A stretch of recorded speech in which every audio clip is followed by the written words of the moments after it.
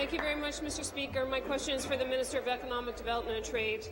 Less than a week after Heinz announced it would close its Leamington plant, we learned that Heinz will invest $28 million to expand its facility in Ohio and create almost 250 new jobs there.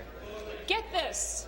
The reason they chose Ohio was the state-enabled job creation tax credit that netted Heinz $513,000 for moving Leamington jobs there.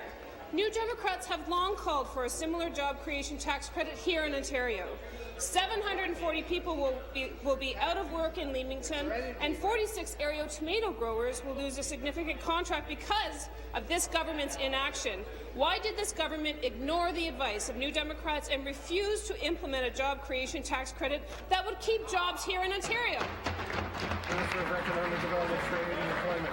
Thank you, Mr. Speaker, and I appreciate the question. And of course, I think all of us are disappointed, very disappointed with the decision of Heinz to close the plant in Leamington. Of course, they're also closing 2 plants in the United States as well, and they made this based on business decisions. However, we've been working very hard. I've spoken with the local officials, the local MPP, of course.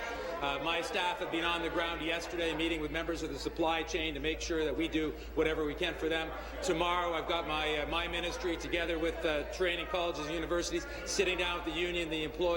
We're looking at all possible options. In fact, I'll be traveling to Leamington tomorrow myself to meet with the local officials and the leadership there, the business community, to see what we can do. And everything from repurposing the plant to perhaps looking at a cooperative opportunity, but certainly our first priority is for the employees, their families, and the broader community.